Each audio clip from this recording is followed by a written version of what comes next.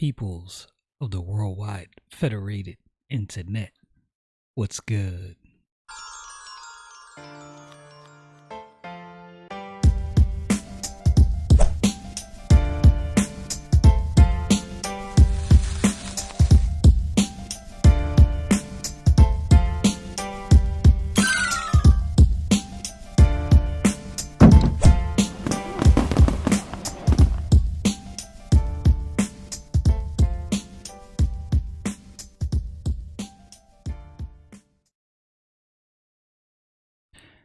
Today I'm going to have a really candid conversation with a special guest.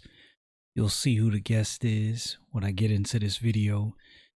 There's some language in this podcast. Fair warning, this is a real conversation. I didn't want it to be scripted. The guest I had spoke his piece. I let him tell his stories.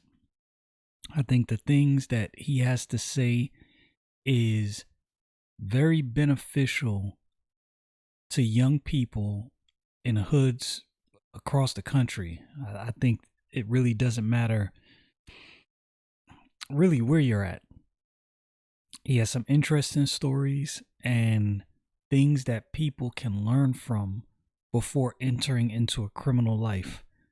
So check this out, and I hope you enjoy. Here, what's going on, people? So I got a special guest today. Today I'm gonna hit y'all with the OG in my family, at least, and an OG in the hood. The stories we gonna tell is not stories to glorify gangster life. Is not stories to tell you that this is something that you should seek after, but it's definitely gonna be enlightening. All of this is gonna be real personal for me, and you're gonna see why here in a minute as I introduce my guest as he goes by online, Randolph Duke, my older brother. What up, bro? What's good? What up? What's good? What's good, bro? What's good, everybody out there in social media world? What's going down?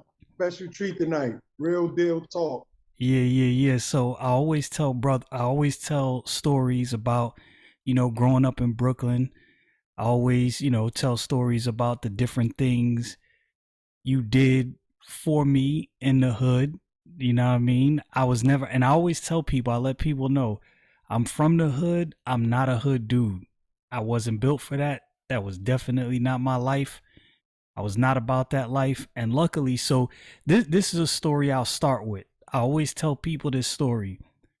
In the hood, it's like a rite of passage, right? You got all the dealers, the D-boys on the corner at the time, and they would always recruit all of the, I say all, but a lot of the kids in the neighborhood would always get recruited, and that's how this started. But they never approached me, and I never really understood, and I didn't really pay too much attention to it until years down the road. My older brother let me know. Oh yeah, I let him know. If I find my brother on this corner, it's gonna be heat for everybody. Everybody catching that work. So talk Right. about that a little bit. What is it that you saw in the life that you were living that made you say, okay, yeah, I don't want this for my younger brother. This not the route that he gonna be picking. Well, um, first of all, that life it was natural. It was natural for me. At least for me, growing up in Brooklyn, I thought it was normal to want to live the street life, the gangster life, selling drugs and all. I thought it was normal because everybody around me did it. Everybody outside did it, like you said. But as far as my siblings, like yourself and my other brothers and sisters, I was the oldest boy, and I was very protective over my younger brothers, my sisters, or whoever, my family in general. But my younger brothers, I was definitely overprotective over them, and definitely wouldn't want them to be in a lifestyle that I was in because I knew that it was real and it was serious. And my whole objective was for us to get out the hood and live better. You know what I'm saying? To have nice things and to be able to live a life that we always wanted to live. Right. That everybody in the hood, you want to live good. You want some money, you want some nice clothes, sneakers. You want a car, you want a nice place. So with me, I just made sure that everybody knew that my younger brothers was off limit to anything. It didn't even matter. They didn't have to do nothing. They had a gangster brother that was doing it, so Yeah, they didn't have to do it. And I yeah, didn't encourage and I didn't encourage it. nah, not at all, not at all. I will say, and like I said, I always anybody I talk to, I always tell them that story. I'm like, yo, if it wasn't for my older brother, as good, and trust me when I tell y'all, my mom did the best job she could possibly do. You know what I'm saying? Being just her raising 5 kids, she did, like I said, the best job you could do, being in the hood raising 5 kids by herself. But even with the job that she was doing, I think it would have been highly, how can I put this? I think it was highly improbable and implausible for me not to wind up in the streets left to my own devices. Even though, because there's a lot of kids that I grew up with that were not about that life, but they just got sucked in because they had nobody to kind of keep them away from that. And you was literally the buffer. Like, nah, this ain't happening. I'm in these streets, but nah, my brothers and sisters not gonna be in these streets like that. So what I would say, what led you? Because I remember, I'll tell you the story. The first time I knew you was in the streets doing dirt is, I'll never forget, the police, this when we was living on Newport. The police came to the house because you and your man Percy was getting into some dirt. Shout out, salute my homeboy Percy West from Brownsville. Free Percy West, upstate, doing 100 and something years. Been in 30 years. So free Percy West. Anybody out there, just New York State Department of Corrections, type in Percy West, Percy West. Yeah, so yeah, Percy. Yeah, that's that. I miss Percy, man. And we, as a young, I don't know. I guess that's a teen when we like 12 and 13, Yeah, I and I think was you young was teen. you Oh, was like what, yeah, 13 at the time? yeah, like 12, 13, between 11 and 13, but anywhere around there. Growing up in Brownsville, we living right next door to the Green Gate, which is the crack spot, one of the first crack spots in Brownsville. We lived on Newport. It was on Newport between Bristol and Chester and the Ville. And yeah, man, Percy was that was my partner, man, and I loved him. And we used to hang out and with guys from the Plaza because we went to junior high school 275 in Brownsville. So we went to school with all the guys from Tilden, all the guys from Brownsville Projects, Van Dykes, the Plaza, the co-ops, and all the surrounding blocks, Newport Gardens. So we used to hang out a lot, you know what I'm saying, as kids going into projects, running around. And then we had another homeboy named Cash, salute my boy Cash. And his pops was having it his way when we was younger, so Cash always had money, so we was getting he was we was going with him buying scooters, gold teeth, riding scooters at 12 years old, Honda Elites 150, Honda Elites 1984. Brownsville, we was the first young dudes. And shout out to my homie Kojak and them from Kojak and them from where Kojak from, East 98, somewhere up there, Winthrop or somewhere. But yeah, son, we was getting in some trouble, and yeah, the police, they came around. That was the early part of that. That was the start of the beginning of my mass incarceration over the last 25 years. Right, right. So let people know, because I think a lot of people, when they hear me speak, right, they think, yeah, this dude can't be from the hood. I've had a lot of people say that, like, yo, you talk too proper, you this, you that. And I try to explain to people, like, yo, I've changed a lot. God has done a lot of work in me over the years, but on top of that, I was just always, I was about that geek life. It was my comic Yeah. books, hip Yes, hop, yes, yes, yes, yes, drawing. That yes, like yes. that's Well, all I was doing. I turned you. Obviously, I turned both my younger brothers on to the hip hop scene, to the music. Obviously, Word. I was playing it in the house, was rapping, and in and out and staying fresh and hustling in the streets. Always had nice clothes and nice gear. Made sure the closet stayed fresh. And my brothers wanted to go in the closet, rock whatever they wanted to rock, even if it was baggy. Dudes was Yo, fresh. that was baggy jean era, So so it worked yeah. anyway. So with you, you came into your own early. You was the third kid, and you was like a introvert. You wasn't really like you was cool by yourself. And then the older you got, then you got into the comic books and drawing and and getting fresh and just hip hop music and so you Right. got into that, but you was always like on that geek type shit bars and but you still from Brooklyn, you still from Brownsville, you still from East New York, you still from wherever we lived at in Brooklyn, you Right. still a Brooklynite. You know what I'm saying? You just Word. polished. You went on and you polished yourself up. You polished your English. You polished your vernacular. You polished the dialect. And that's all it is. It's about being versatile. And you excelled. And you took your roots from Brooklyn and just made it international. Like made it worldwide, so that you can speak and conversate with the best. You can come down to Brooklyn and conversate, or you could go to the White House and conversate. Yeah, Either which way, you I, know. I got to give God the glory for all that. Definitely, for sure. Absolutely. You know what's funny is every time me and you get on the phone, or me and Jamel get on the phone, me and mommy, Renee, whatever, my kids always tell me, Dad, you get off the phone with your family and it's like you just went back to Brooklyn and we don't understand what you saying for like a good Yeah, 20 minutes. yeah, yeah. Yes, that that because that we from that that. We that from we Brooklyn from come back over me. no question. We Yeah. from that. You can take the boy out of Brooklyn, but you can't take the Brooklyn out the boy. You Yeah, dig what that's a I'm saying? fact. That's a fact. And my travels, I've been all around. I've been all around, and I haven't lived in Brooklyn for a long time. But you can't tell me that I'm not from Brooklyn. You can't tell me that I don't talk Brooklyn. I don't walk Brooklyn. It's just Yeah. it's a way of life. It's a way of life for me, from where we came up, from the culture that I came up in.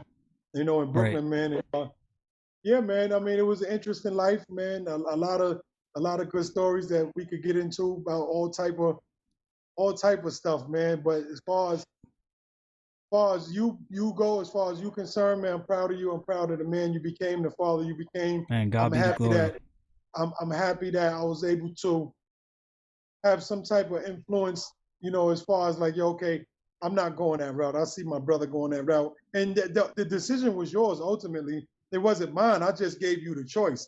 I showed you what it was, and then gave you the choice to say, okay, you can follow me down this way, or you could go that way. Yeah, And you no looked at doubt. that way like, nah, I ain't going that way because shoot, my brother be gone for years. I'm not going that way. Right, right, So right. yeah, What so that was cool.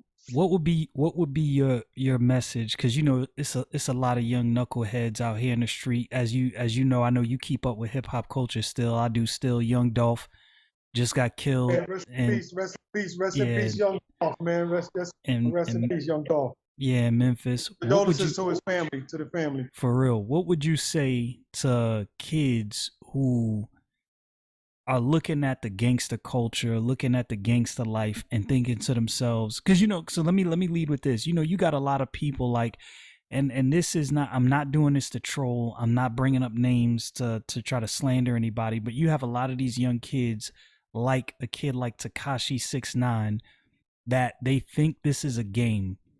The problem is they influence a lot of younger kids beneath them to do things that lead them into a life. Really, you strip their life away from them. So, what would be your message to any kid looking at these rappers and these gangster rappers and looking at all this social media thuggery, looking to put in work in the streets? What would you tell them before they embarked on that life?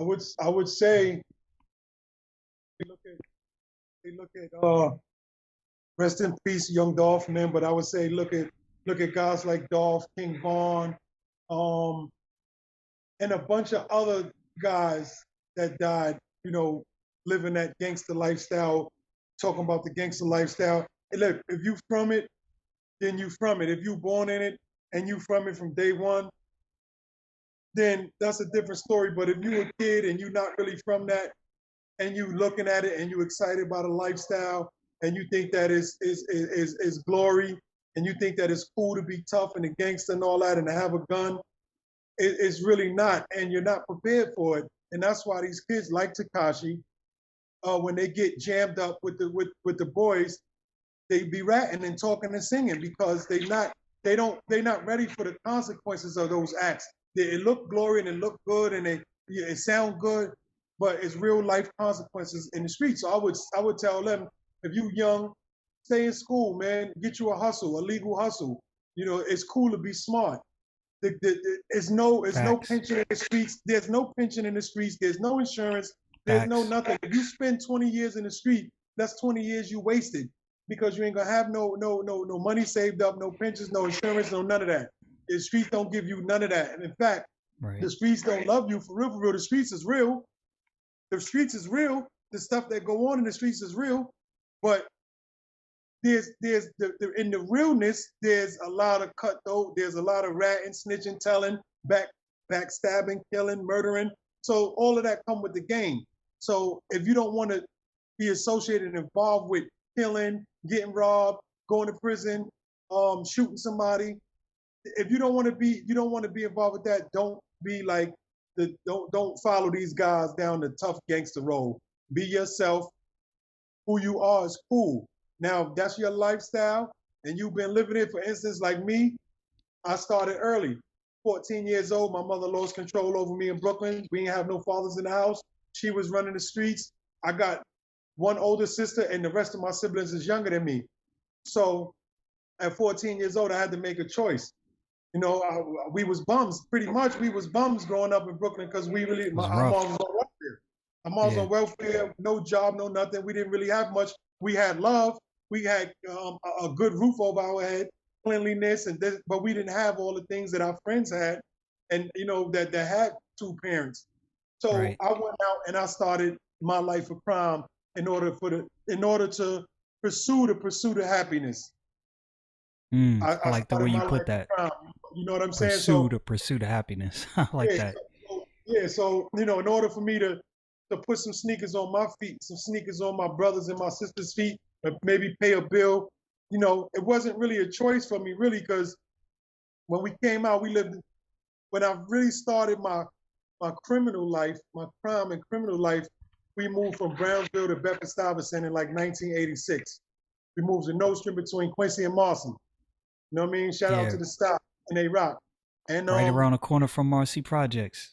yeah, right there. Yeah. So you know, we've been all down through all those blocks. So that's when my crime life started. I came outside, and the dudes that was on the corner, we lived on Jefferson and Nostrand. We had moved from Quincy, moved to Jefferson and Nostrand, and Right across the street from that Masonic Lodge. right across the street from the Masonic Temple on Nostrand and Jefferson. Yeah. We was on the corner. I was coming in and out of the house. We lived in a damn near abandoned building, but right to the left of us on the corner was dudes that was selling crack on the It was the corners. spot. Yeah. They were selling crack for some OGs, my OGs, that I probably won't mention their name because I don't know what they're doing in life. Yeah. But Yeah. anybody that from Nostrand Avenue, if you know Nostrand and Jefferson, you know who ran Nostrand and Jefferson back in the 80s. So when I came out, the homie, I'm gonna call him B. You know what I'm saying? The homie B was like, yo, you need some sneakers? Because he looked at my feet game. You know what I'm saying? I was about 14. He was like, yo, you need some sneakers? And I was like, yeah. So he was like, yeah, come on, come bag this crack up. Come up. You know what I'm saying? Like we got like 5 people up there bagging kilos of crack. Come up there and bag some crack up. And that's where I started. So I started bagging crack. Then I started being an enforcer for the crack spot, fucking the crackheads up and making sure that they paid the money and they was in a hole and they ain't mess up. You know what I'm saying? Then I moved to the corner, hand in hand on the corner with the rest of the guys. And that's how the life pretty much started as far as that. But going back before that, I used to already go out of town with some older brothers from Queens. I was already going to Raleigh, North Carolina with them and doing things. So I've been in the mix since like 13. Building up my criminal portfolio, should I say? Right. Which is that's not a good portfolio to build, ladies and gentlemen. Right. So to make it clear, just so y'all know, none of this is a glorification of the life. I wanted you to hear my older brother's story because I mentioned a lot of these things. I mentioned getting out of the hood. I mentioned the things we should do. And before people think, oh, but you in the burbs, so what you know about the hood? I want to do this for several reasons. One, because my brother got mad stories. And two, because I want y'all to know I know what I'm talking about because I'm literally from the streets. I'm not a street dude, but I am Right. from the streets. This is what I come from. This is what I grew up in. So I know what I'm talking about when I'm talking about the streets. Anyway, continue. Facts, facts, facts. I definitely vouch for that. Definitely a Brownsville born baby. We was matter of fact when you was born, we was living in Brownsville, but on the other side on Ralph Avenue, East 98th Street. Yep. So you coming in, you a Brookdale baby. So you don't get no more Brownsville than Brookdale. Facts. You know what I'm saying? You a Brookdale baby. Facts. So anybody who know Brooklyn and know Brownsville know Brookdale. And if you say you're a Brookdale baby, you're official. So you didn't have to be, in the streets to be from the streets. You know what I'm saying? Right. So yeah, so we're not glorifying none of this. This is just I've been out of prison for 12 years now. I haven't been back, tax-paying citizen. Yo, so You know, let me stop and salute that. Let me tell y'all, I'll never forget when you told me, I asked you the question, you got out of prison, and I was like, bro, please tell me this is it. And you was like, bro, this is it. I'm legit. You got your CDL, yeah, started doing that for a while, yeah, did some yeah. other things, and Music. I'm not gonna lie, I was nervous for a couple years because I know, this is my brother. I know him. I was like, this dude What he's a you mean? gangster. I was still shaking. I was Yeah, still I shaking, look but by the grace of God, right. We not gonna get I into that. shook and I Yeah, shook and got out of it. So by the right, grace of God, right, I shook and got out of it unscathed this time. right, And yes, I've been living a respectful, working man life, hustling, music, doing shows, producing artists, managing artists, right. um, doing real estate, buying and selling cars. I'm hustling. By any means Right. necessary. I still see you T- can't. took that hustler's mentality and just put it legal. Right. Well, you can't fool yourself to say, okay, coming home from jail, prison. For anybody watching this, don't trick yourself or don't play with yourself and say, yo, I'm done with the life. I could live and I could work at McDonald's and I could, do this. Sometimes when you like certain things in life, nice things in life, you have to tell yourself that it's cool to want to have these things, but it's a way to go about getting them. You Right. dig what I'm saying? Don't say Right. you don't need it or you can live without it. Just say, yo, I like my lifestyle that I live, my clothes, my cars, my bike, jewelry, but I gotta go get it a different way now. Right. Right. You gotta do this You know? the legal route. Gotta go that legal Absolutely, way. 100%, So 100%. so yo, tell this story. This is a story I kind of wanted you to tell, and you told it on another podcast. But so just so y'all know, you was the cellmate of a famous person, and you was running with this famous person for a while. You wrote a book about it. So talk about that for a little bit. All right. Well, the book is called Flip Side, and the famous person my brother is referring to is Mr. Riddick Big Daddy Bowe, two-time ex-heavyweight boxing champ. Um, so let me start. This is a good story. I'm glad you mentioned this because a lot of people probably be like, Riddick Bowe, the boxer? So I was going back. I had caught a case in New York State, and I went upstate to do some time, and I violated my federal supervised release. So I had to go through 13 months for my federal violation after my upstate New York prison bid was done. So quite normally the feds send you back to whatever prison you left from the last time you left. So they sent me back to Cumberland, Maryland, where I was, and that's the FCI, Cumberland, Maryland, and federal facility. And when I got back, to make a long story short, some of my homeboys that was there told me that Riddick Bowe was in my unit. I didn't see him. I got there that night. The next day at breakfast, my homeboys told me, so I didn't see Riddick Bowe yet. That morning, and matter of fact, rest in peace to my homie Disco, man. He just passed away, man. David Boynton, man. Disco was there. Disco was the one that told me, looked out for me when I got there, gave me what we do. When real dudes come to prison, they get saluted. Dudes give you your sweatsuits, your Walkmans, give you your food, and boom, you set. So anyway, Disco told me Bo was in my house. Finished breakfast, went and got my stuff from Disco, went back to my unit. I was in D block. As soon as I D walked in the unit, block. I just had to do that. as soon as I walked in my unit, word up, shout out to D block and Cumberland, Maryland. As soon as I went to my block, I see Riddick Bowe, the back. I see a guy, a giant, with his back turned to me. let me go back for a minute. When we was at breakfast, I asked the New York homies, Riddick Bowe from Brooklyn, he from Brownsville, from my hood. I asked the homies, was they fucking with him? And can we curse on here? I don't, but it's a real conversation. So So I asked, excuse that. I asked them, was they, was they cool with him? Did they accept him in the car? In the car, in the feds, everybody got cars. Every state got a car. So New York got a car, DC got a car. You know, Jamaicans got a car, Italians got a car. That's just the whip that everybody riding in that section, from that section. So we got a New York whip, then we got a Brooklyn whip. So now, so they tell me, nah, they ain't messing with Bowe in Fort Washington. I mean, the DC and Maryland dudes messing with him, whatever. So when I get there, I see him, I go up to him, say, yo, Bowe, what up? I told him, yo, it's Just, man, from Brownsville, what up, And as soon as I said Brownsville, his face lit up. His face lit up. Now, this two-time ex-heavyweight boxing champ still got millions, still got 30 cars, still got big mansions and everything, and he in prison with gangsters and murderers, drug dealers, murderers, kidnappers, everything. They sentenced him to 18 months for kidnapping his wife and his kids, from trying to bring them from North Carolina which to back to Maryland. crazy. That was nuts. So they ended up giving him 18 months. So he went to Maryland. I came back on violation. I see Bowe, hollered at him. Boom, on the strength of Brownsville, we connected right away. We started chopping and building it up, talking about who our family was, you know, who we know, who I know.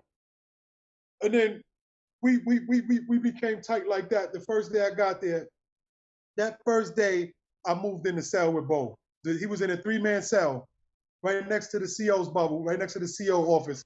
He was in the cell, 111. I'll never forget that. Him and another DC brother named by the name of Glenn. Glenn had the stinkest breath. Yo, shout out to Glenn. Glenn had the stinkest breath. Yo. If y'all can smell Glenn's breath, y'all be laughing right now. So shout out to Glenn though. Glenn was cool. Me and Bowe from Brooklyn, we used to be ranking on him because that's what we do in Brooklyn. We rank on each other. So we used to be ranking him out about the breath. So me and Bowe became close. We became cellmates. We did everything together. I cooked, I cleaned, I protected Bowe. I kept doing some stabbing Bowe. You know, I even had some situations I had to deal with for Bowe in the federal penitentiary. He had 1 or 2 other guys that really took a liking to him, but with me, the New York car was with him because he was with me, and I took him under the wing, and I showed him the structure of how prison go, because you're in prison now, it's different. He might be a millionaire in the street, and he may be the man in the ring, but in the penitentiary, I was the champ. I was the man, and I was. So that's another thing that a lot of young people need to understand, especially these young people who are rich, right? You might be a rapper, you're rich, you know, you talking that hot gangster talk. You have to understand that if you're not really respected like that, you get to prison, they don't care who you are outside of prison. Don't none of that matter. Different, and your paperwork got to be correct. Your paperwork ain't correct, we running you out of there. Straight like that, you out of there. Your paperwork ain't right, or you ain't right, we running you out of there. So Riddick Bowe became my cellmate, and we did everything together. Like I said, man, we had big plans. We got out. We both got out. We had big plans to do a lot of things. He solicited me to do some things that's in my book, Flip Side. If y'all want to know what I'm talking about, you gotta get the book once it come out. Just stay in tune and keep looking for that book, Flip Side. It will be out shortly. However, so we got home. We boxed. We was in Shawnee, Oklahoma, fighting. We was training. Jinx Morton, Sugar Ray coach was there coaching Bowe. You know, we did some good things. We didn't do as much as we supposed to do because, you know, sometimes when people be in prison, and especially when you're really not like that or you're not about that life, you might lie to people to get your way through prison so that you could get out. So you might be in position to help somebody, and you might sell them dreams that you're gonna help them, and you know they're gonna look out for you in prison. When you get out, you're gonna look out for them. But then when you get out, you know it's not what you said it was. About all that. Yeah, right. It's not you about that. So make a long story short. Right. So would you say among the criminal elements, would you say that being stabbed in the back is something that you could expect, like just expect it to happen? Yeah, you should. If you know the streets, you should be looking for the double cross. You should be looking for the backstab. You should be looking for the setup. If you're in the streets and you're not looking for those things, you're gonna be a victim. I'm here now, knock on marble table right now. Um, I'm 47 years old. I'm still here, and I survived a lot shootouts, uh, Panamanian drug wars in Brooklyn, Yo, so crack spot wars. I'm glad you So we brought can that get up. into all that. I'm glad you brought that up. So, kind of segue from the Riddick Bowe thing. I just kind of wanted you to tell a little bit of that story. I don't want this to go too long, but I want to get into a couple different things here and there as we go along. So, tell the story. Let's Now, do I it. remember. Let me set it up from my angle. Where was we living? We was living on. That's when we was on Amboy, right? Boy, We was on yeah. Amboy. The shelter. Yes, We was in the homeless shelter in right. Brownsville on Amboy between each other. Right. So my viewers, I've already told stories on this podcast and my other podcasts. I've told y'all stories about growing up, being in shelters and all that crazy stories. So when I talk about poverty, I know what I'm talking about. I was there. So Fact, I fact. remember I was 13. I think it was right before I turned 14 because I was getting ready to get out of junior high school. It was right before I went to Transit Tech. And I remember mommy came in the house. For those of you who are not from New York, a lot of us New Yorkers, we call our mother mommy. Y'all might hear this lingo and not really understand, how things go. That's just what we do. So anyway, mommy came in the house and was like, "Your brother's been shot a couple times. He's in the hospital. I don't have any other details." Yo, I'm not gonna lie, bro. I was like, yo, it was tight that day.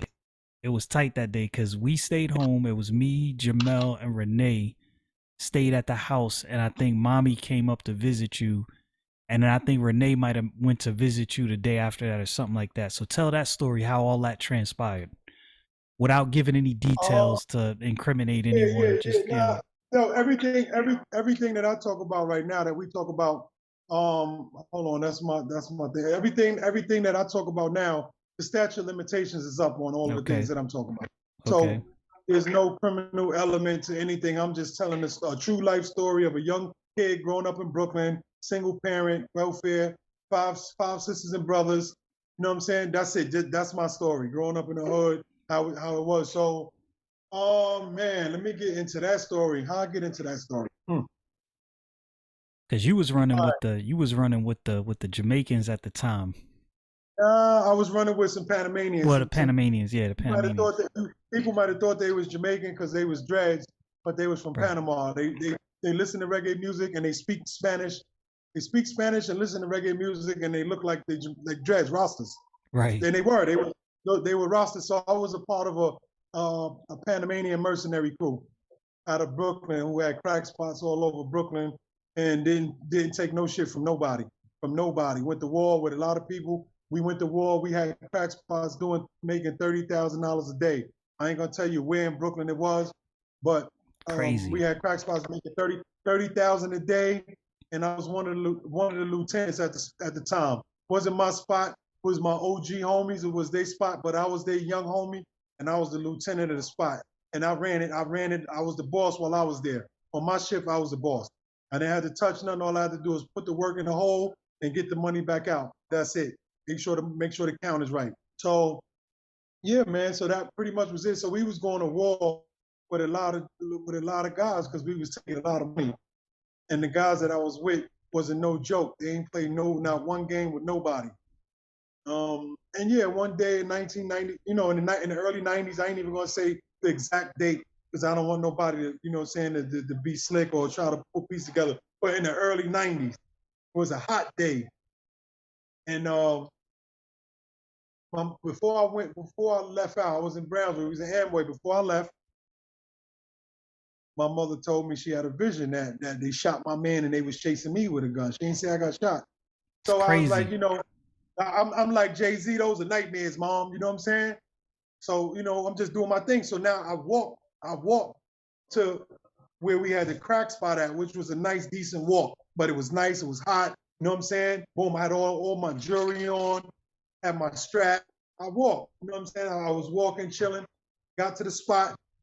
Now I'm changing shifts with my partner because my partner got the night shift, I got the day shift.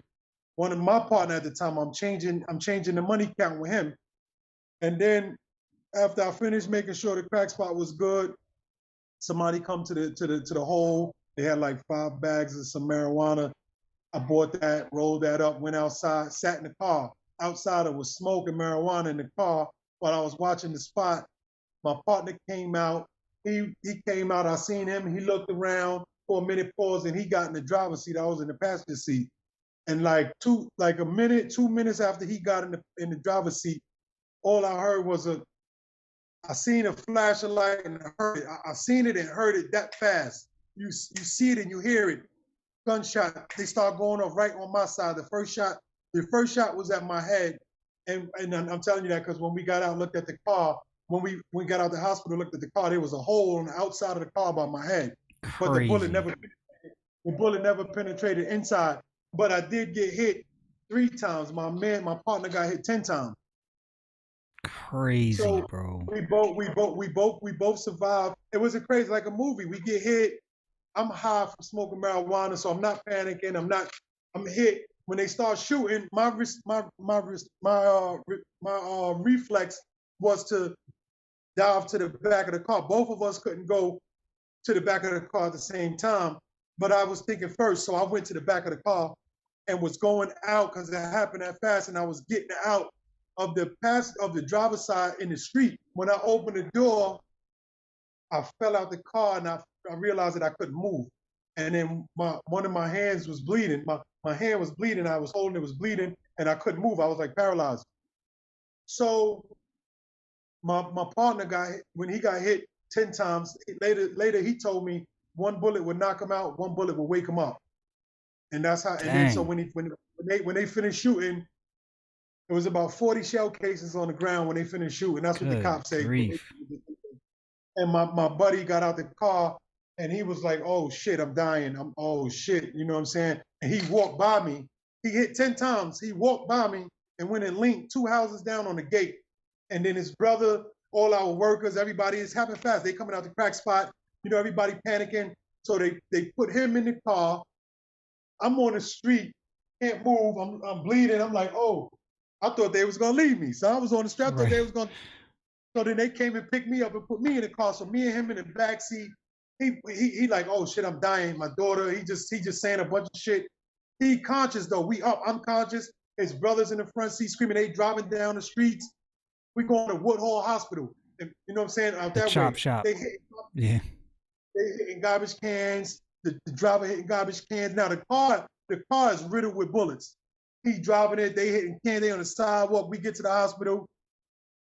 It's like a scene out of Belly. For those who know the movie Belly, they drop us off and they keep it moving because there's gangster stuff going on. Nobody want to be questioned by no cops. They dropped us off. Boom. They left all bloodied up. They got out of there. We in the hospital. My man is in ICU. I'm in surgery. Boom. I get out. You know, a week or 2 later. He stays in for a month.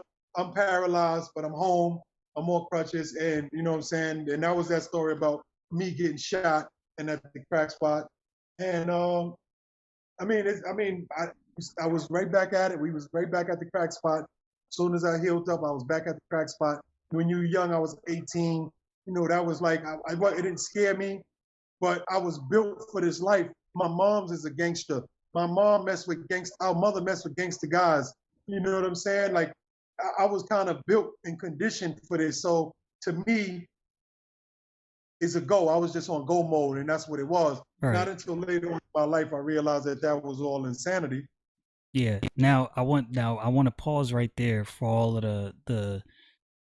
I hope this will be shared with somebody, some young kid who is thinking that this life is glorious. Now, as a kid, things are exciting, right? As you said, you was 18. It's exciting. You think you built for this, but now, as an older man, more seasoned, more wisdom, you look back at it and you can say honestly, yeah, that was insanity. Yeah. I wish more OGs would talk to some of these young kids and say, look, you might be a gangster and you might be tough and you might be about that life, but it ain't about nothing. Go do something else. That's a long rabbit hole.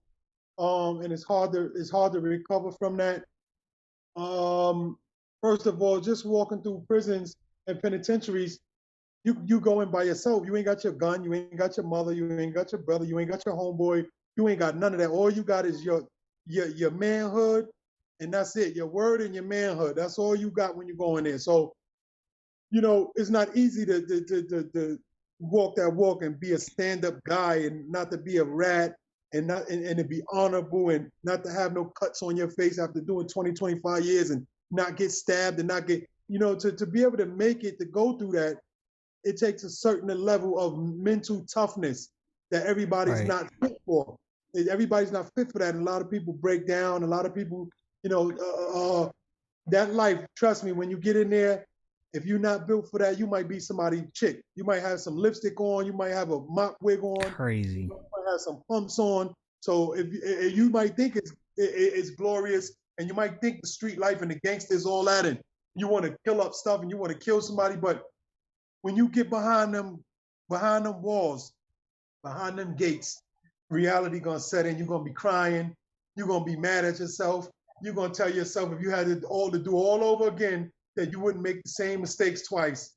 You Right. wouldn't do that again because the repercussions behind your actions don't match the benefits of your life. And Right. then you spend all that time, like I said earlier, you spend all that time doing that, and then when you come home, you got to start from ground zero. So now you be 30, 40, or whatever, starting from ground zero, with trying to better your life, which was double hard. Right. Double harder than if you would have did it in the beginning. Right. So you actually have made life more complicated on yourself if you Yes, happen to make it that far in life. If you make yes, it, yeah. yes. So If you those make it to my age, if you make it to my age, you complicated your whole life. You waste your whole life, your family. I missed out of my brothers and my sisters and my kids. I missed 20 years on different and not straight, but in intervals. I missed 20 years of my brothers, my sisters, and my kids' life. So I can't get that back. I yeah. can't I can't get that back. The things that I would have did, the graduation. I miss graduations. You know what I'm saying? I miss being able to let my brothers drive their first car. Well, I think I did that with. I don't know if I did that with you, but I know I did it with Jamel and everybody Jamel. else. Yeah, I was already Jamel, you was already, yeah. yeah, you was Yeah, I already was I good. was gone. Yeah. Yeah, you was going already. Yeah. So yeah, man. That's one of my stories, man. I got stories, man. Like Yo, you so know, tell this story. Tell this so two stories I want you to tell. I always tell people this. I you introduced me to hip hop. I'll never forget.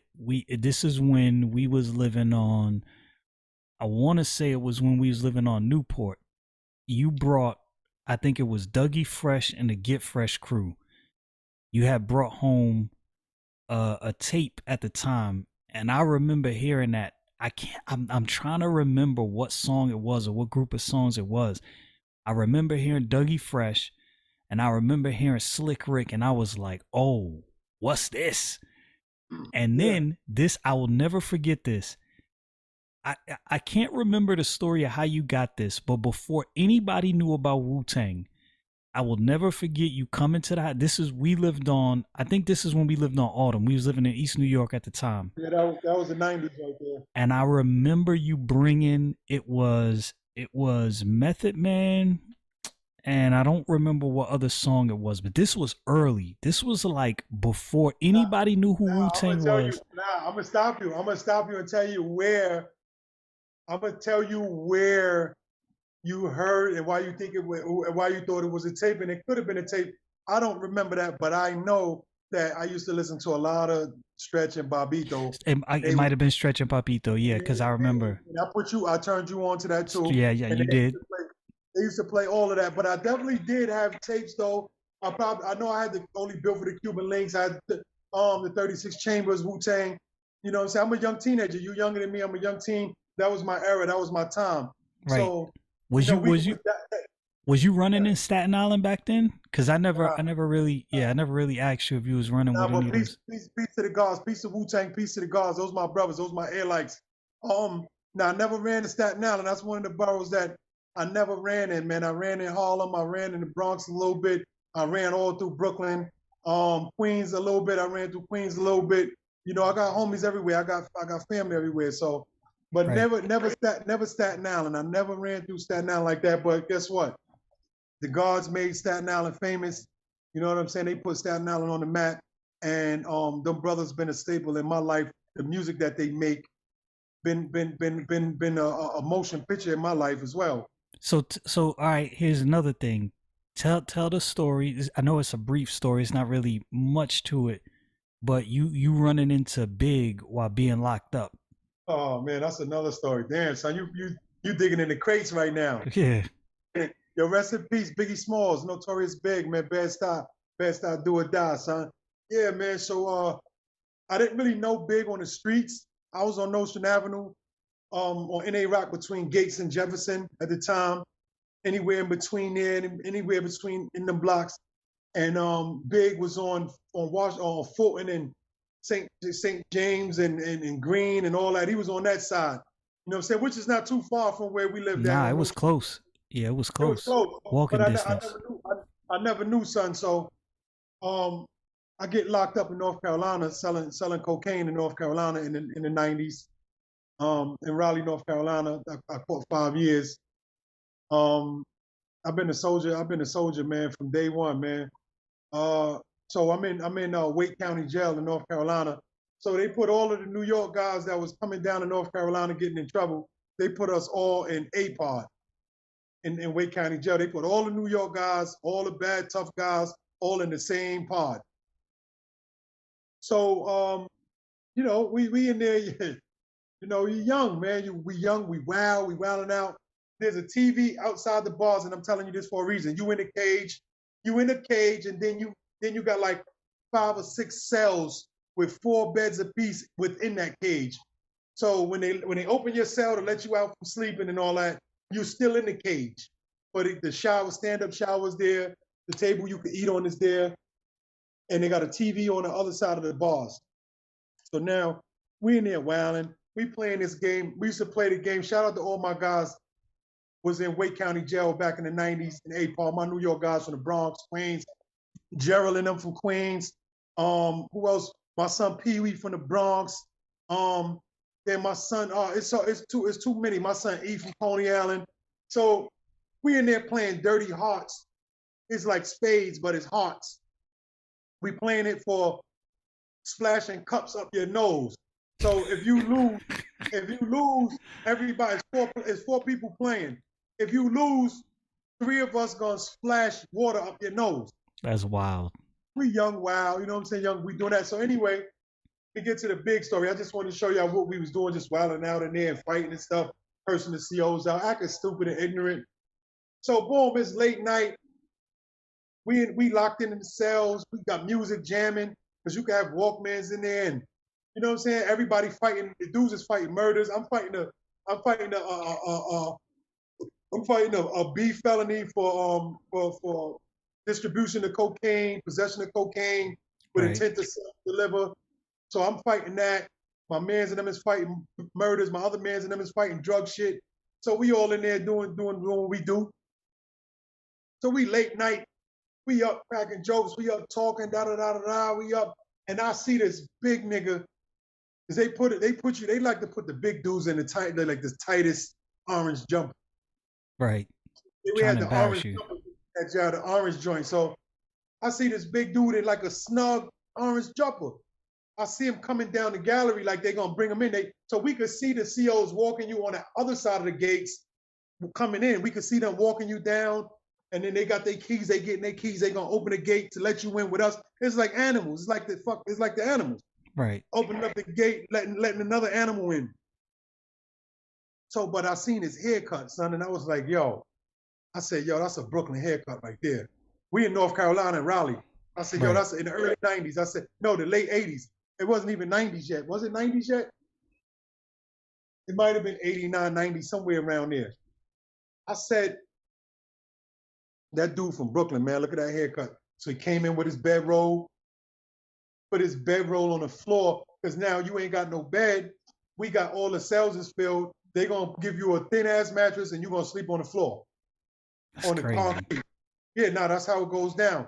You're gonna sleep right on the concrete floor. So he put his robe by my cell, and it was me and it was four of us in the cell. So it's me and three other guys. Two of them was from New York, and one guy was from North Carolina. So we talking and shit. We laughing, joke. You know, everybody want to know who the new guy, who the new person is, who you. You know what I'm saying? We checking Right. because we need to know.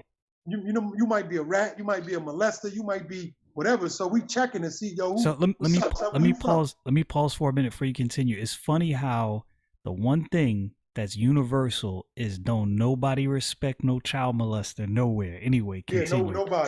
nobody. So start talking to son like, yo, what up, son? Where you from? Where you from? He like, I'm from Brooklyn. I said, word. So, yeah, I'm from Brooklyn too, man. You know, at the time we was living in Bed-Stuy, so yeah, I'm from the Style, from Ocean Ave. He was like, oh shit, I'm from over there, St. James and Green, Washington, on that side of Fulton. I said, word. So we kicking it, and then we talking about some of the OGs, and he mentioned one of my OGs, Bo from Nostrand Avenue for NA Rock. Salute, Bo, definitely one of my OGs. They looked up to that dude, man, for sure. So anyway, he said, yo, he mentioned that, you know what I'm saying, boom, we used to do some things with BO and blah, blah, blah. And then, so we got super cool in there. So now, Big is in there on a gun charge, I believe, or drugs. I forgot which one. He already started rapping, I believe. He was in the beginning and starting to rap and stuff. But he was still in North Carolina in the streets in Raleigh with us, shaking and doing things. And he was doing things. So while we was running around playing and acting crazy, and he used to just be sitting, he used to be sitting on this bench looking at the videos, looking at TV. Like he wasn't playing with us. He wasn't really joking, none of that. Right. He was just looking at that time. Chubb Rock came out. 1990, Chubb Rock jumps up on the scene with so Chubb Rock beat you right. So Chubb Yeah. Rock came out with that video, and Biggie was like hypnotized by that video, son. He was hypnotized, son, hypnotized. Right. And that's all he did. And he wasn't there long. He was there for about a week, and he got bailed Okay. out. I didn't get bailed out. I didn't have no bail. I was on a fugitive hold. I was a fugitive from justice from New York and North Carolina. That was a whole another story. Right. Right. Right. You know what I'm saying? Yeah. I shot at somebody upstate New York, and then got locked up. Then got bailed out and went on a run. Got caught in North Carolina. They made me a fugitive from justice, and boom. So then I end up getting 5 years down there, going to the penitentiary down there. But one yo, you know that my whole penitentiary life and them stories, those are a whole other. We could get into a whole other segment of just how it was in different places. You know what I'm Right. saying? Like I was in Lawton in D.C. I was in Occoquan, the D.C. prison, in D.C. jail, D.C. County jail, and you know, so I've been in Central Prison in North Carolina, and you know what I'm saying? A lot of Allenwood Penitentiary and the Feds, a lot of different places, and it's different things go on, there's different attitudes, and it'd be nice to show some young dudes exactly what you're going to be facing if you go down that road, if Right. you go down Yeah. that route. It's not gonna But be but easy. but but going back to Biggie, yeah, man. So I never really got a chance to be around him because he got killed. Like I went to prison, and then when I was in prison, he blew up, and then when I came home, he got killed. Right. And that was when was that when we was living on Autumn and the police raided the crib like right when I think I went to school that day and came back. Um, Was that time? nah, nah, that was a That's another crazy story. Yeah, whole that's a nother beef, crazy story. whole nother. So that beef was me and my younger cousin Saratoga Miggs, Mr. Follow That Bag. Salute Saratoga Miggs, my cousin. I love you, kid. And even though we ain't seeing eye to eye, you still my younger cousin. I loved you before you could love me. But anyway, me and Miggs, I was in Virginia, and I went and got Miggs, and rest in peace, K Mel, the guard K Mel, and little Damien. I went and got them, and we start hustling and selling drugs in Virginia, Woodbridge, and we took over. We took over. We was doing good. We took over the projects, and they was with me. And one day we went back to New York, we always had a lot of jewelry and shit, and I had a gun on me. And when we was leaving back to go, we took the bus to New York because my girl had the car. My Beamer got taken 2 weeks prior. Downtown Brooklyn, the Beamer got taken with some drugs and guns in it. Went back to Virginia. My girl got the car. We got to come back to New York for some work. So we jump on a bus, fresh to death, big jewelry, the big gun on me. We go to New York. We do our thing. We move around. We shake. We going back on the bus, going back to Virginia. Get off at DC, First and K. The narcotics pulled up on us, knocked me with a gun. They knocked me. Oh, I do remember that. Yeah, I do remember that. You guys was living when that happened. You guys was living on Autumn at the time. Yeah, that was before. Right. Yeah, that was. New York. Yep. Yeah, so they knocked me. Miggs got out. I took the gun charge. They sent me to the federal. They made it a federal offense for me to have a weapon on me, a convicted felon in possession of a firearm, a 922G, according to the U.S. Government Penal Code. So here's another. Let me pause you. Here's another tidbit I'm gonna leave to you, young people that want to be gangsters. You can retain all your rights and have guns legally. Stay out them streets. Anyway, right. Continue. Right, exactly. I wish I'd have did that. So nevertheless, man, I'm in the holding cell where they got all the guys that's from DC that's getting in trouble and they going to court and all that. I'm in the holding cells, fresh to death. Orange leather Timbs with the gummy bottoms, fresh Guess jeans, Hilfiger shirt with the Hilfiger vest with the Hilfiger hat. You know what I'm saying? Jewelry, fronts, everything. So I'm in there, and they calling everybody but me. And the DC dudes is like, oh man, ain't no paper due. They ain't calling you, you gonna get out. Next thing you know, I hear some chains coming. Some, like some, if you watch a slavery movie and you hear chains, that's what they sound like. Yeah, it's this getting real. It's getting serious. Real. Yeah. Coming. Like they call my name. Oh man. You like, what's this? What's this? And the feds, the U.S. Marshals are different. The federal government different. The FBI, U.S. Marshals different. Yeah, they show up for you. Man, listen, you coming with us. Where I'm going? Going across the street to district court. What's district court? A federal court. You can be in charge with a federal offense against the United States government for possessing that. Man. So it's me against the United States government. I end up getting it's a funny story. That was my first gun offense. So that was my first gun offense, not my first shooting, but my first actual getting caught with a gun. But I was already a felon, so that made me a convicted felon in possession of a firearm. So my category in the feds, they got categories they put you in. I was kind of low, so I was facing like 3 years, 36 months. So some kind of way, I'm a smooth talker. I smooth talk the judge to let me out to go to a halfway house until I get sentenced. While he let me out, I took off. I was gone. So that's where it come to play when they came and the feds raided the house. Yeah. So I got back. I made it back to Brooklyn. You know what I'm saying? And we in East New York, and you know what I'm saying? We running around in the tunnel. I just came back from the tunnel that night. That early in the morning, we just came back from the tunnel. For those who don't know, the tunnel was the premier hip hop club back then. And if you was not thorough, if you was not about that life, you stayed away from the tunnel. Stay away from the tunnel, baby. Trying to tell you, Brooklyn, we was going crazy in the tunnel. So I'm in the tunnel with the homies. We out there, and then I get dropped off 5:36 in the morning. Go to lay down. All of a sudden, little Dwight from downstairs came upstairs and was like, yo, knocked on the door, was like, yo, there's some police knocking on our door. They knocking on the door downstairs. They want us to open the door. Da-da-da-da-da. Mommy, wakes me up. She tell me it's the police outside. Get up. I look over, I see them standing across the street. I'm like, oh shit. So you just left for school. Just left. Like literally just left to go to school.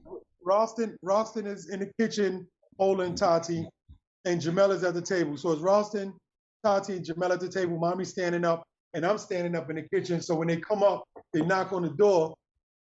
I open the door, see them coming up. No, they didn't even knock first. I opened up the door and see them coming up the steps. I didn't even know they was in the hallway, but I opened up the door, probably trying to make my move, and they was right there on the steps. So I closed the door. I closed the door back after they saw me. I closed the door, and then they knocked on the door, and then I'm like, you know what I'm saying? I opened the door. They was like, yo, Ralph, and they told me my name. I was like, nah, that ain't me. And I was trying to game them. They was like, come on, man, look, we got the foul right here, this you.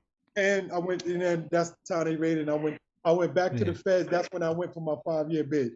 So I wanted to ask you this. When did you realize that the dude you was talking to in North Carolina was big? Because he wasn't big. He wasn't the big that we knew. I didn't know until, I mean, I didn't know. We chopped it up a little bit, and I'm saying, and I knew he was just starting out rapping, and I knew he was rapping from Brooklyn and all that, but I didn't know who he was until, like, you know, until he blew up. When I'm in prison and he blow up, I see you. Right. So I'm saying, oh shit, that's my son right there. That's the son that I met. Boom, boom, boom. That's my homeboy from Brooklyn. Da da da da da da. Right. Crazy, man. It's crazy how they. So look, I always wanted to ask you this question. I never asked you this. And again, for those who are listening, this is not about glorifying this life. He's already told you. It's not the path you want to go down. You waste a lot of time. But I always wanted to know, and I never asked you. So this is an exclusive. First time I'm asking you this. You might have been asked by somebody else. Did you ever have any interactions with Jay-Z back when we was living on Quincy? You know what, man? I'm gonna say no, but I used to run with some Tompkins dudes out of Tompkins Projects. Shout out to Noach and Timo, Freeze, Simo, Nate, it's a bunch of dudes. So we used to hang in the projects. I used to hang in Tompkins with them, and you know, Noach, his people was from Marcy and from Sumner, so we used to go through there. But I never ran in a hole. I believe, I don't know for sure, but when we used to live on Nostrand and Jefferson, there was this shorty that lived across the street from us, this little thick joint. And I believe Hove used to come over there and check shorty, you know what I'm saying, at the time, but never had no interactions with the guard. But salute and peace to Hove. Another Brooklyn legend, you know, did it like nobody else did it. And man, you know, so if you my brother. If you could go back, right? If you had the opportunity, let's say you had a time machine and you could go back and warn your younger self and tell your younger self anything. Let's go back to Newport. If you could go back then, you 13, that summer you had that growth spurt. I remember that. Yo, I'm the runt of the litter for y'all that know. What you, bro, like 6'2", 6'3"? I remember. Yes. I remember the summer. I think you was 13. You was like my height, and like the end of that summer, dude, I was like, who is this kid? Like, I just saw him like the beginning of this summer, and he was like 5 something. Now he's like 6'2". Like, what the heck is going on? So if you could go back to that time and tell yourself anything, what would be that message?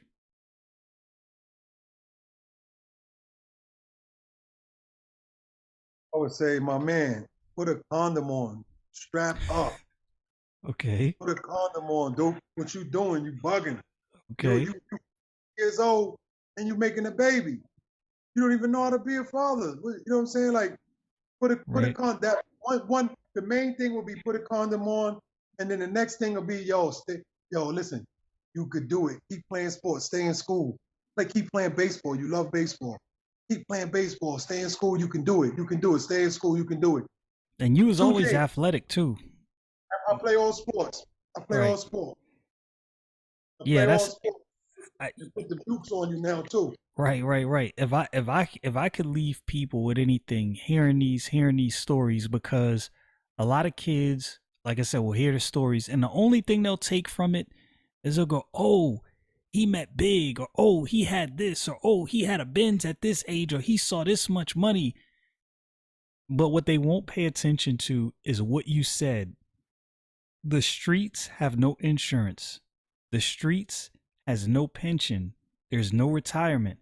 It is seldom that you see, I'm not saying it doesn't happen, but it is very seldom that you see a drug dealer, a kingpin, that makes it out of that life with anything. It does happen, but it is rare.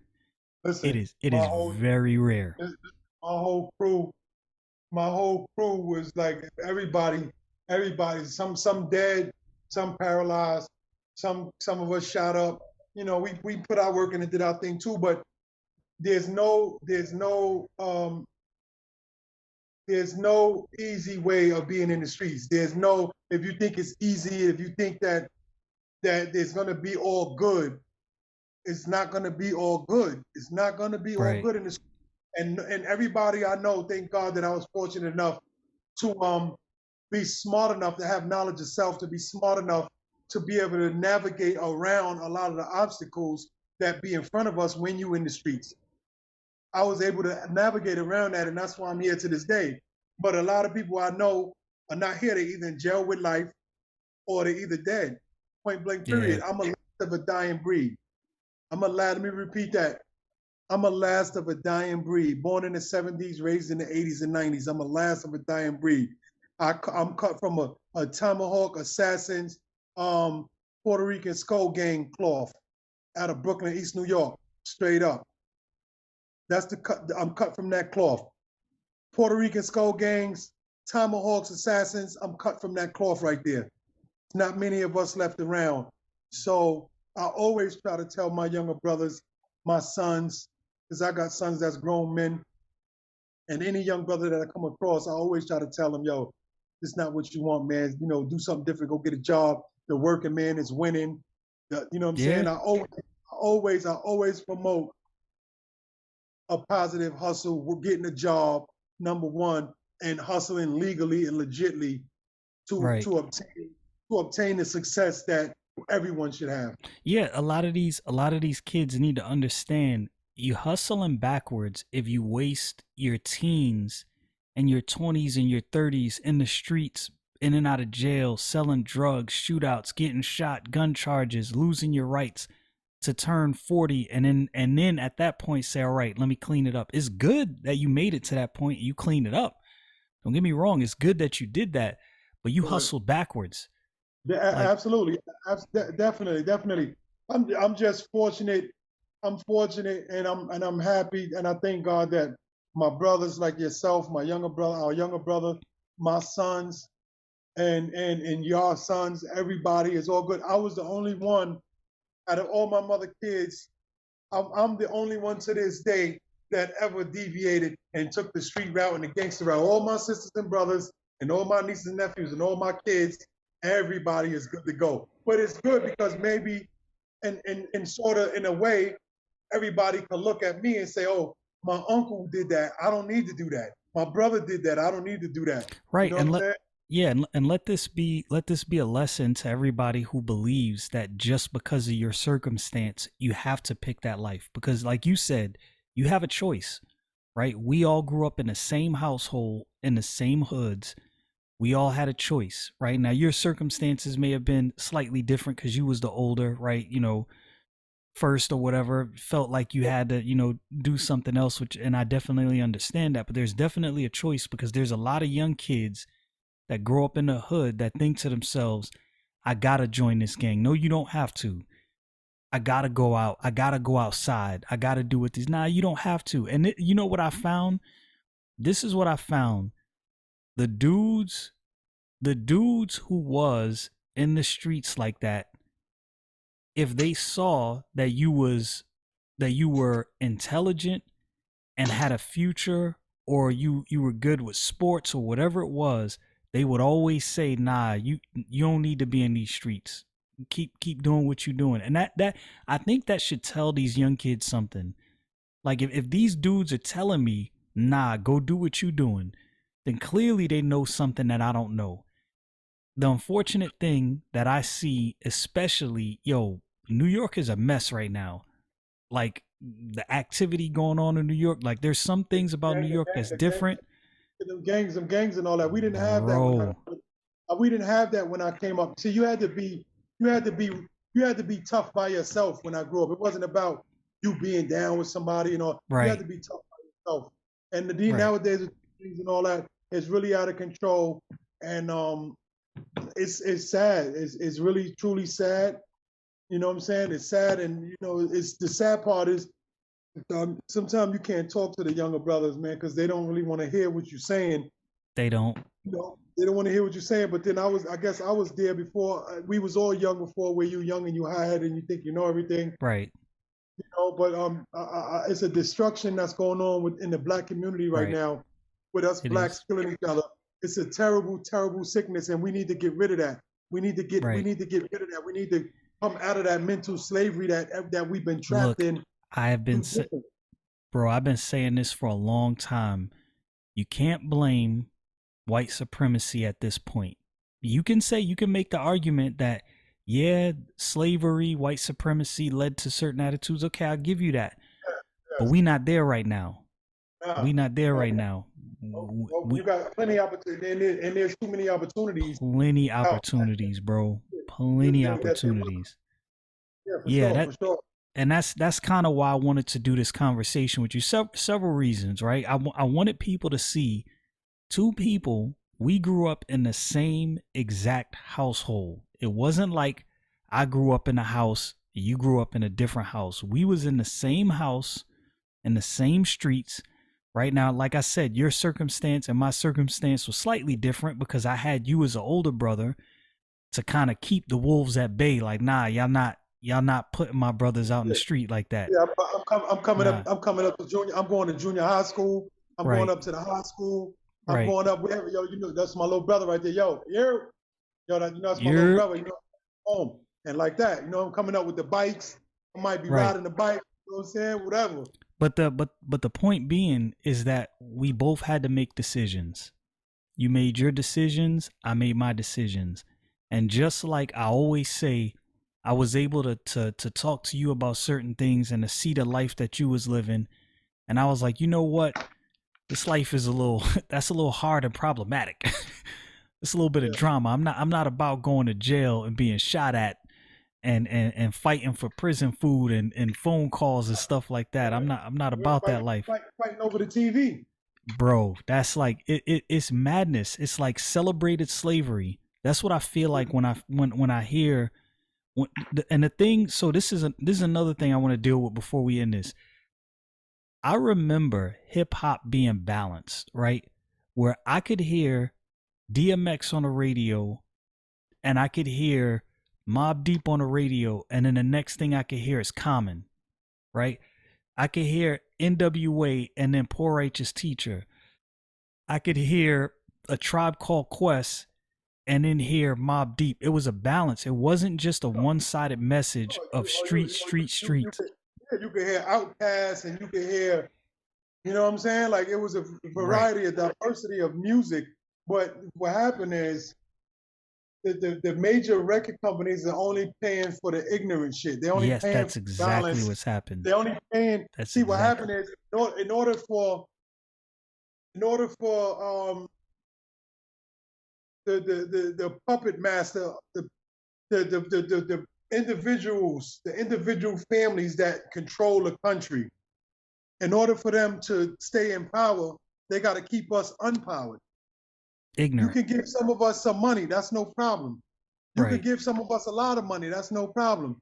But you got to keep the majority of us doing the negative, the ignorant, killing each other, hating each other, in and out the prison systems. You have to keep us like that. And how do you do that? You do it through music. Music is very influential. And other forms of advertising. Music and entertainment. Yeah, look, I've said this time and time again. I am a lover of hip hop as a music, but I don't necessarily love all of its content for sure, especially after I got saved. A lot of things change. I still love hip hop, but I realized after getting saved, I was like, yo, this music is damaging. Like, depending on what you listen to, like, this stuff is really to a weak person. A lot of artists like to say, oh, I'm not a role model, I'm just making music. Nah, homie, it's not just music. It's not just music. I'm not saying that the onus of responsibility is all on the rappers, but what these rappers say have influence, right? Because I remember, look, I'm not a street dude, right? But I remember When I listened to Capone and Noriega, Tony, you couldn't tell me in my room listening to that I wasn't the biggest thug on the planet, right? Now take somebody who's really ignorant and ready to jump out the window. You know what I'm saying? You hear that, you on go mode right out the No, gate. that's true. No, that the type of music you listen to can influence your behavior. If you're weak and if you don't have nobody around you that's instructing you that this is just entertainment, this is Right, not real. right, These guys that you see rapping, they're not living that life. Most of them, some of them, very few of them, but most of them not living that life. They right, just no talk doubt. about it, and then maybe even the guys that's talking about it never lived the life, but Right. they start making money, and then they start living. Some guys didn't have no criminal records until they got a record deal. Which makes no look. And this is, I know I'm kind of getting on all kind of tangents. What I never understood, like a person like Chris Brown. Here's a dude from Virginia. You singing, you dancing, you are killing the game, and you're a gang member now, bro. That's Yeah, mind blowing. Like, I yeah, that's like nutty. That's that's nutty. hustling Look at backwards Casanova. again, Look at Casanova. Brooke, not to cut you off, but look at Cass. bro. That Casanova finished right now. oh man, and you Listen, know what? He made his bed. I don't know what he did or didn't do, but man, he had the opportunity to really do something different. to change it, he had they gave him Yeah, opportunity to change his life. He changed his life, but he could not let go of the streets as far as Jay-Z talk about the streets all the time, but you think he in the streets? No, he's telling you nah, stories right, of when he was in the streets. right. He's telling you what he went through, the life he lived. You Not know, that I'm doing it, but I'm just painting a picture of how it was where I'm from. Now, you can't be in the limelight like that and be so connected. He's going to visit the leader of that blood gorilla set. He's going to visit him. He's on the phone talking to guys. You made yourself too accessible. right. And ain't nothing wrong with being real and talking your talk. Look at Jim Jones. Jimmy talked that talk, and I don't know what Jimmy do in his life or whatever, but I know that he's smart enough to not to talk that talk, but to not really do a lot of that shit that he's saying. Right, right. And I really feel bad for a lot of these dudes. Not to just, they made their bed. I'm not saying that, but the thing that makes me mad is that I know, especially Cass being down with Rock Nation, I know somebody was in his ear like, look, man, you really need to clean this up. You need to I understand you tough. We get it. I think within the black community, what we need to stop is we need to stop this incessant need to prove that you tough. All We right, let me we pause you right there. okay, Let me go ahead. stop. Let me stop. Let me just piggyback real quick. Okay. Back to Young Dolph. Just Man, got murdered. Rest in peace, Young Dolph. tragic. Boy, listen, he knew the situation.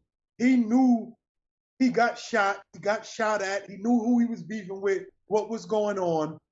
But yet you want to feel like you don't want to feel like they pushing you out of your town, so you always there, and you made yourself too accessible. Right. You're going to the same places. You ain't really secured up like that Right. because that mentality. Now, I'm not saying that was his mentality, but that's a lot of the guys that get killed. I'm not going nowhere. I'm in my hood. This is what it is. But you can't be too tough to say, yo, you know what? I made it to a different tax bracket in my life. Yeah. Let me not be as accessible. Nipsey Hussle, rest in peace, Nipsey. The Man. same thing with Yeah, Nip. tragic. Tragic. Nip. Super Oh tragic. man, Yeah. man, let me tell you something, bro. Yo, Brooke. Before Nip got killed, about a week before Nip got killed, bro, I just really got in tune with Nip, and the video, when he was talking about the Maya ruins and all that. I forgot the name of the Right. song. I know what song you talk. I can't remember offhand, but Yeah, yeah, I he on remember the the boat, video. all Yeah. that, Doc at the loom and all that.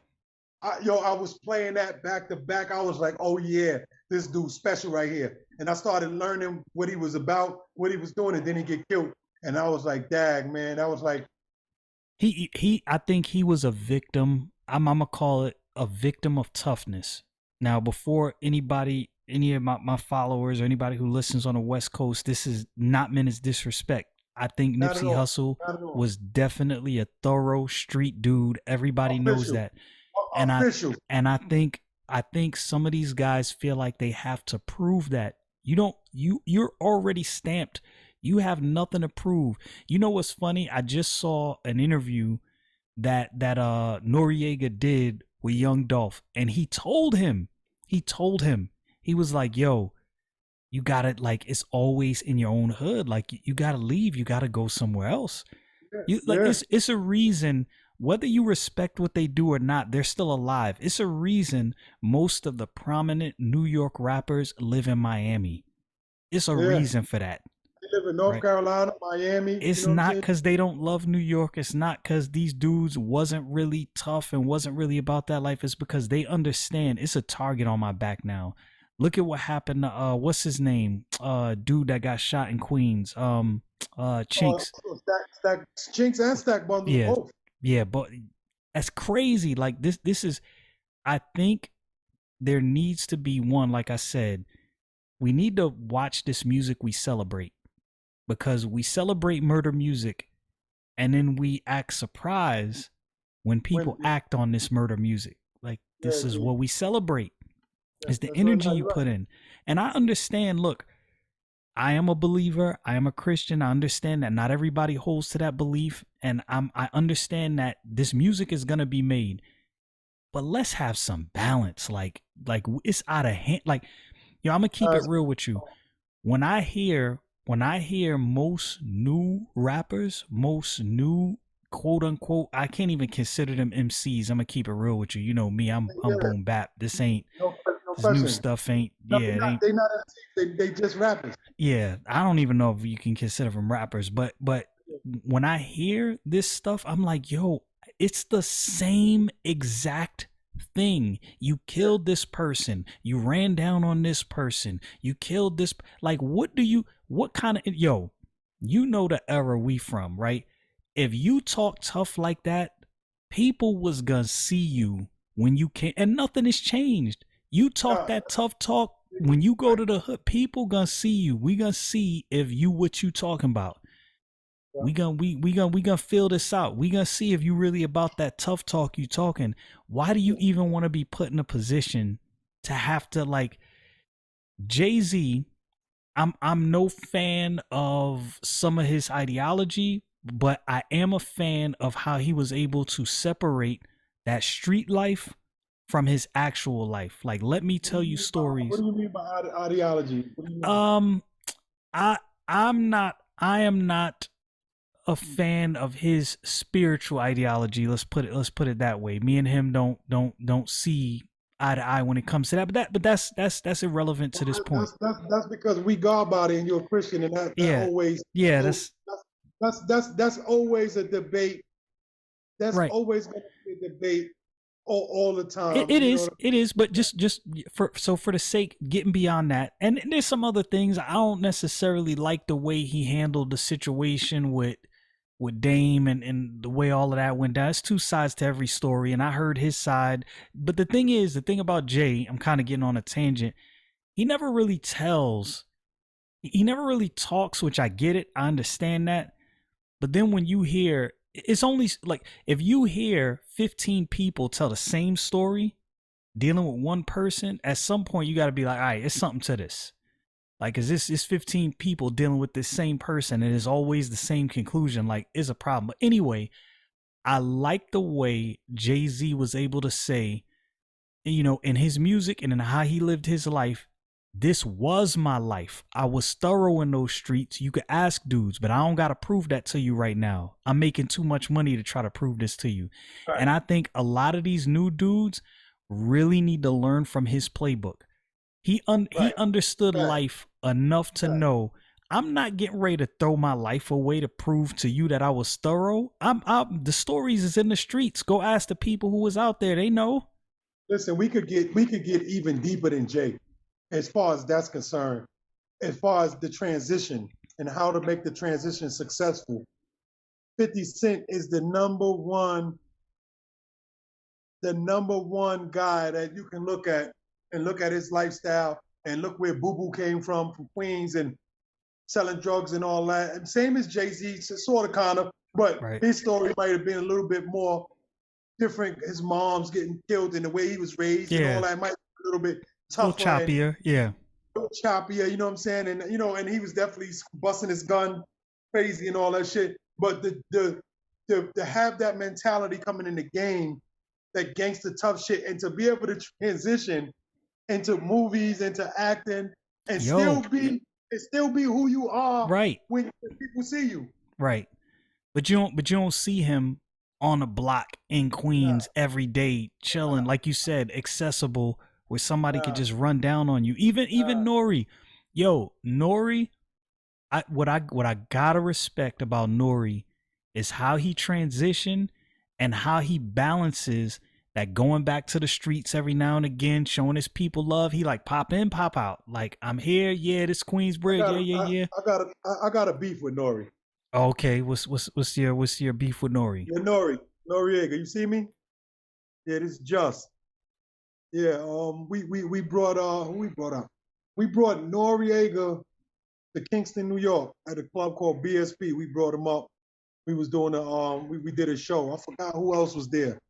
I know Jewels came. I'm not sure if that was the night Jewels came, whatever. But we always had guys coming up. Fred the Godson, rest in peace. Godson Fred used to come up. You know what I'm saying? That's the homies in Middletown. My brothers in Middletown, Fred God, we all connected. But Nori comes up and he had these sneakers. I forgot what sneakers they was. I think I seen him. He posted them on Instagram, and I said something to him about the sneakers.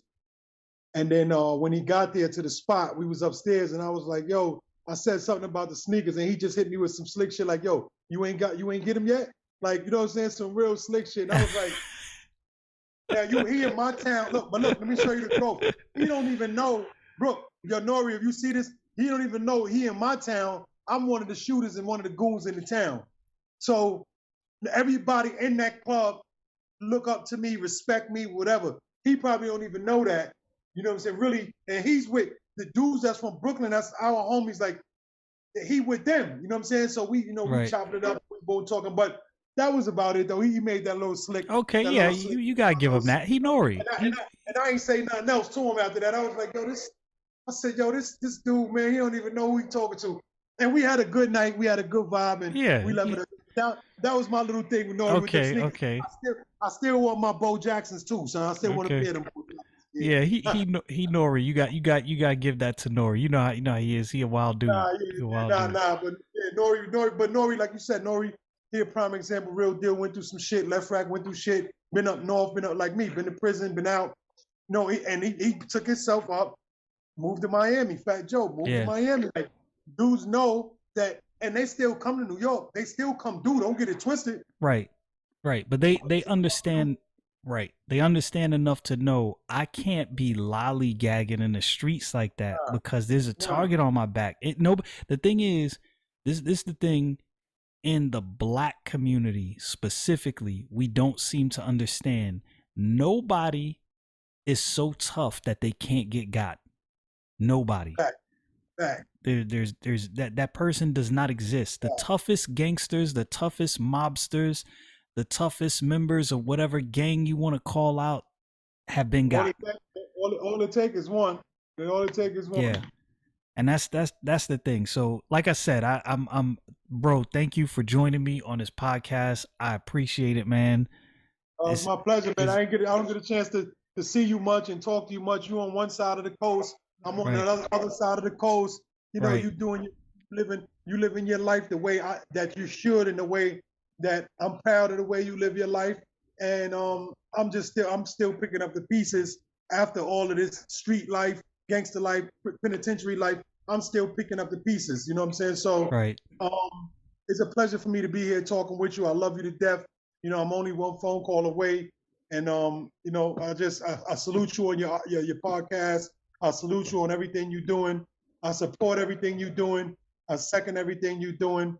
I appreciate it, bro. Congratulations on everything, on the kids, the family, the everything, man. And I'm proud of you as an older brother. I'm proud of both my younger brothers. I'm so proud of both y'all, and I'm proud that I could be some type of motivate. None of us have fathers. None of us have fathers. So I'm happy that I could be some type of older brother, good outlook, somebody to look at, somebody to talk to, somebody to get some information from, somebody to say, yo, I'm gonna take his word because I know his word is bond, his word is good. So Yes. I'm gonna take his word, whatever he say, I know, bro, official with what he's saying. I will tell you right now, I tell all of the people I know, people I go to church with, different preachers I know, I always tell them it is through the grace of God that I stayed out of those streets, and I really believe God used you very instrumental in keeping me out of those streets, bro. I pray for you, and I want you to be successful in life, and not just physically, but spiritually. This is something that I pray about. And again, thank you for joining me on the podcast. And y'all know how I do. Thank y'all for joining me in this conversation. As always, y'all know what it is. Stay frosty, people.